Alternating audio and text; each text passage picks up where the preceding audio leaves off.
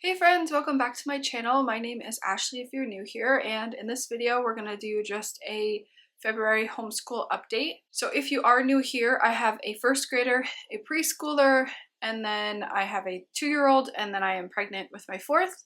Overall, this was a really productive month. I have you know how in homeschool I feel like your motivation kind of like ebbs and flows, where like sometimes you feel super passionate and excited about homeschooling, and sometimes it just feels a little bit monotonous, or just like the other things in life tend to feel a bit like a lot, and so it makes homeschool harder. Right now I feel like we're finally in a season of it. Like, I feel super motivated. I'm super excited. I've been doing a ton of research for next year, and I'm super motivated to like make a bunch of YouTube videos. I have a ton of plans, so I'm hoping today to film a few of them. But yeah, so I thought I would just sit down and update you guys on how this past month went.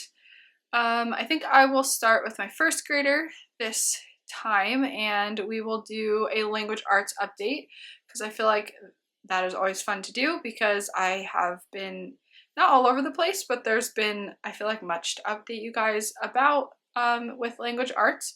So I can't fully remember what I said in my last update, but I believe that I said I was going to try to use All About Reading and The Good and the Beautiful. I've been kind of saying that all year, that we were going to use both. And I sort of feel like I made some progress in how we're actually doing that.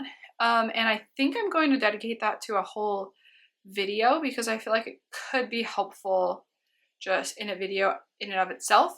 But I could give you the gist of it, and it's sort of that we are either doing one or the other at one time, not both in the same week, sort of. But stay tuned for that video if you're interested in that.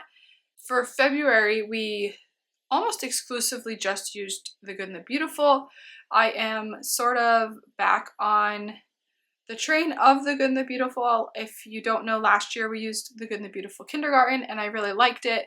But I had some doubts, and I kept going back and forth on if we should add in All About Reading, if The Good and the Beautiful was enough. And then towards the end of the school year / the beginning of this school year, I had doubts about it, and then I switched to All About Reading, and now we're doing both. And so basically this month we did only All About Reading, which I think has been the past definitely a couple months, maybe more than that. In the beginning of the school year, we used All About Reading, and I just think they work really well together. I don't think you need both, though. If your child is not struggling at all, if they're picking everything up with The Good and the Beautiful, I would say stick with it, because I feel like that's where I was kind of at, where I was kind of questioning, should I add in more if he's doing okay? I don't know, because you just hear things from other people online and then you doubt yourself. But if your child is learning and you don't, like, I don't think there's any reason to continue to quit the curriculum you're using. And that's kind of how I'm at with it right now. It's working again. It was working last year. It never really stopped working. What happened was I didn't have my son practice enough over the summer. And so at the beginning of this year, there was a problem because he just had regressed because I didn't have him practicing over the summer. And then I doubted The Good and the Beautiful. But now that we're doing it still, I still feel like he's learning a lot. And so, long story short, I think All About Reading is an awesome program. The Good and the Beautiful is an awesome program. Whichever one is working for you, I feel like don't doubt that, because I feel like it's so easy to do, especially if you're in this like online community world, watching homeschool videos and all of that. Okay, so that's my language arts update. I did add in I'm trying to get more books from the library, the like level 1 readers, and having him read through those at night. The problem is both my husband and I are so tired by the end of the night that we don't do it a lot of the time. So I'm trying to just like add that in when we can, and shoot for as many times a week as we can. But Shane read this one, Bernstein Bears, like level 1 reader, and he did amazing with it. Like, he did even like far succeeding what I thought he was able to do. Like, he was reading it quickly. He was reading words that I technically had not taught him yet, like phonics rules and stuff. And so I think it would be really, really beneficial for him if I continue that with him, because he's then exposed to different things that he hasn't been exposed to in his curriculum, and it actually stretches him to the point where he's able to read them. And so that is really cool.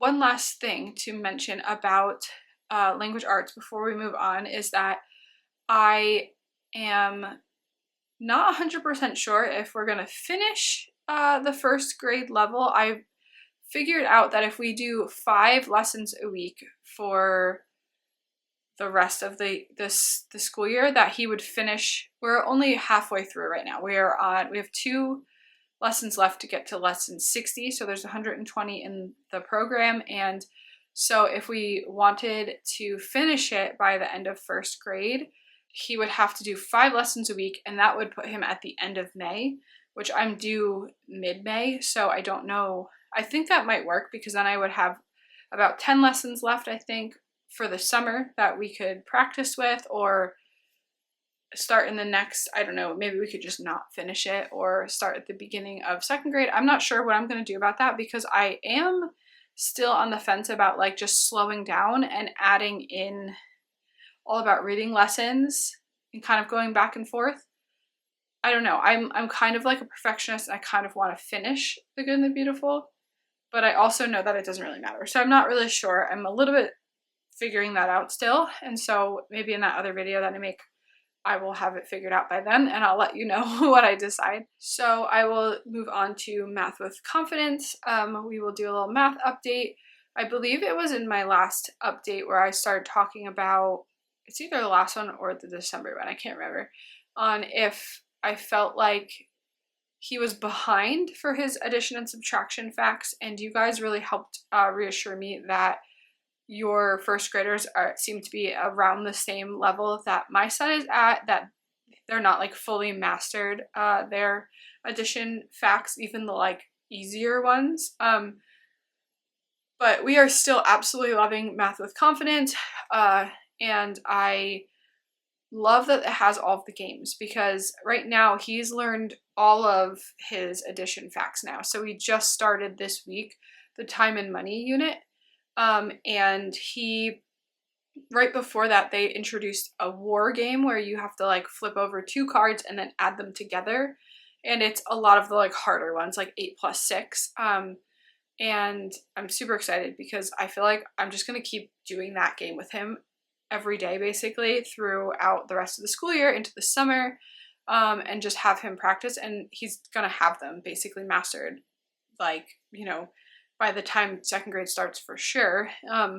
They have you only using like, I think 5, 6, 7s, 8s, 9s, and 10s. So potentially I will add in the lower numbers too, to just make sure he's fully mastered those, because I don't think he had fully mastered the lower ones before we moved on to the upper ones. And he's not getting a ton of practice with the lower ones now that we have moved on.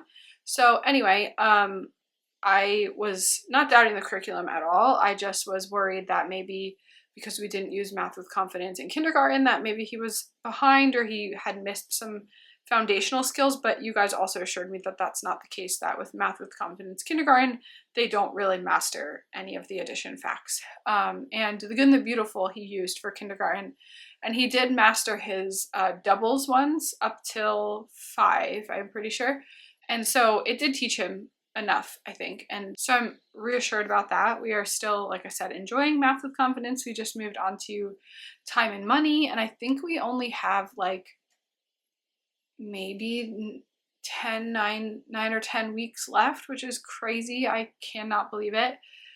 Which I do in about 10 weeks now. So I'm hoping to finish before I have the baby. Okay, so before I jump into my preschooler, I will jump into their joint subjects, which is science and then history, which they don't really do too much for history, but I did let you guys know in my last update that we were going to be getting books from the library and just reading books about history on their level and that sort of thing, and we did that. I had mentioned that I had gone through a book where it gave you a ton of picture books that you could read with your kindergarten, first grade, preschooler that you can introduce them to these topics without it being like a full-blown curriculum, and that's really been working for us. I have to kind of do like another round of books because we read through the ones that I got and we enjoyed them, and that's kind of working for us for at least like history, social studies. That's all we're going to do for the rest of the year for sure. I'm not planning on adding anything else in.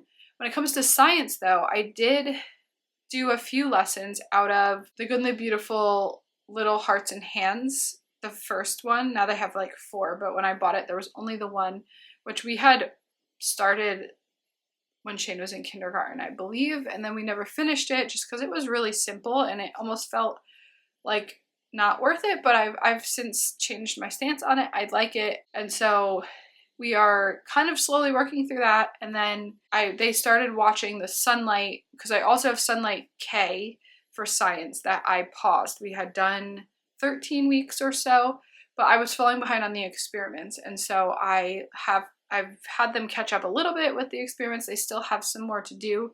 I'm trying to decide if I want them to just watch the videos, because I know some people just do that and they don't do all of the experiments, or if I want them to actually hands-on do all of the experiments. Again, it's that like perfectionist, like I want to do all the things, but I don't think that they care that much. They really enjoy the videos. I think they're learning from the videos, and so I might just have them do a few of the experiments and then try to like get us up to speed with just watching the ones up to week 13, because I think we're on like 7 or 8 now. So we still have quite a few video lessons to go, which, I mean, those are simple, very easy for them to watch. They love them. They ask to watch them like multiple times over after they end because they just really enjoy it. They're really well done. Like the acting in it is really cute and stuff. So that's their little joint subjects. I guess I could add in their read alouds here. We have been better about read alouds. Still not like every single day, just because of having a 2-year-old. It makes it very challenging. I used to read over breakfast, or like after they finished breakfast, they would sit and like do handwriting and color, and like that would work perfectly well for just my boys right now. But we do our Bible over breakfast, and my daughter doesn't even like, she can't even be quiet for like the 5 to 10 minutes it takes me to read the Bible lesson. So just to save myself like the frustration, honestly, and I don't know if they would hear me. So over her, I'm not gonna attempt to do the read alouds then, which is when I would like to do them. That's when it has worked in the past. But we have done it a little bit before they go to quiet time and sometimes at night. I also picked up James and the Giant Peach from the library, and I thought like, oh, it's, you know, this is obviously, Roald Dahl is obviously a like classic kids author. Like he wrote Charlie and the Chocolate Factory and some other really well-known, like I've heard of James and the Giant Peach, and so I started actually before I started reading it to the boys, I talked to my husband about it, and he's like, oh, I kind of remember that book because I read it in school, and he's like, I don't remember liking it. I was like, oh, and I don't think he remembered why, and then we started it, and then I quickly realized, I think, why he didn't like it, and I think if I had known what I was getting into, I wouldn't have picked it up, honestly. It's not so bad that I won't read it. I won't continue because we're kind of already in the story and the boys are interested. But it starts off like with this little boy whose parents, he had like the best life, and then his parents died, and then his terrible aunts are raising him now, and they are just awful to him. They call him like every name under the sun. They're so mean, and I just like, I don't know, it's a bit much for a kid's book, I think, but that's where we're only at like chapter 8 or something. But so anyway, I added that in, and I'm excited about that. We're still slowly working our way through Sunlight Preschool, but I heard someone say, it was Madison Hopper, I was watching her channel, and she was saying that she had started a Sunlight, upper level Sunlight with her, I think 2nd grader, and she was saying how she didn't love the preschool levels of Sunlight, and that kind of gave me the permission to kind of admit that I also don't really love the preschool levels. Like we've been slowly working our way through them for like a couple years, and haven't finished them because it's not that I don't like it at all. I'm really eager to move on to next year's. I'm so excited to start the kindergarten one, or the level K, which is from ages 5 to 7. And I'm really excited to have some chapter books, and so that's why I added in the James and the Giant Peach. I thought the Millie Molly Mandy one would kind of like hold its place for a chapter book, but it's not exactly really a chapter book. It's just different stories. And so I don't know if we'll fully finish. We're definitely not going to finish every single story, but we've read through a lot and I'm happy with what we've done, and it's introduced them to a lot of classic literature. And yeah, so like I said, I'm very excited for next year. And I realized I just want to keep focusing on chapter books over the summer and not necessarily on Sunlight, because I think that's also something that kind of held us back from read alouds, is that I felt like I had to finish the preschool Sunlight program before I could like add in other things. And I just haven't loved the books, I guess, for the Sunlight right now. And it's just put it off. So like, I think if I have chapter books that we all love, it'll keep us reading more. Okay, so I'll move on now to my preschooler, which he's kind of got like somewhat of a big update. I'm super proud of him. I feel like I felt in like the past month or so that he's really starting to make some strides in getting his letter sounds. He obviously doesn't have them mastered yet, and I don't think he'll fully have them mastered by the end of preschool, which I think is totally fine. My older son basically did, but he was also older in preschool, and so obviously everyone learns at their own level anyway, and so I'm really proud of him though, and he's been working really hard, and he always has a good heart when it comes to doing school. He loves doing it, and so that's really encouraging. We are 3 weeks away, actually 2 weeks after this week, away from finishing Gather Round, the like first 2 units. So 2 of 4, they go through the alphabet twice. I have the last 2 units because I used the last 2 units with my older son, and I considered just stopping because we don't have that much time left, but my son wants to do it because I've been talking about In the Jungle, which is the 3rd unit. And so I think what we're gonna do is that right now Gather Round was our main curriculum, and then I had added back in, if you saw our Homeschool Preschool with Me video, I had added back in The Good and the Beautiful Preschool because we had done that with him last year, and I only made it halfway through, and so I added that in as kind of like a supplement where we don't use it every day.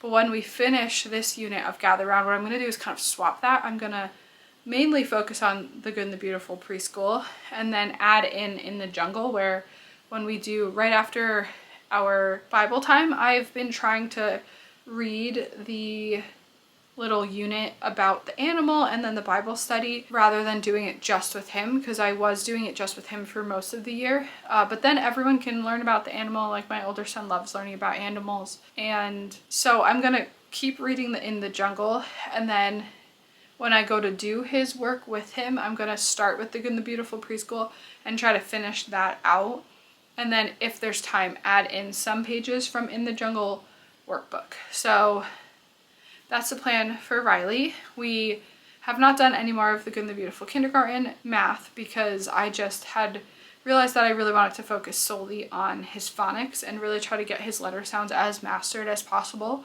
by the end of the year.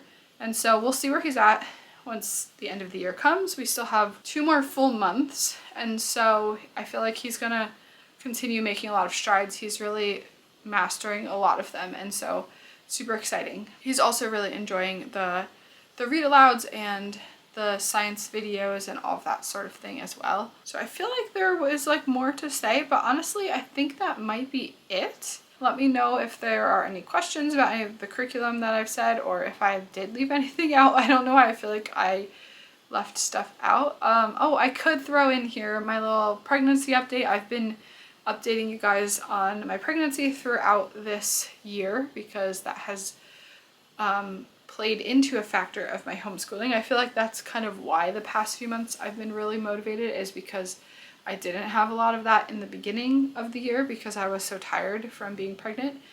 And so I'll just throw in a little update here at the end. So I am 29 weeks pregnant now. I'll be 30 weeks pregnant in 2 more days, so that's crazy. I cannot believe that like we're at the very end here.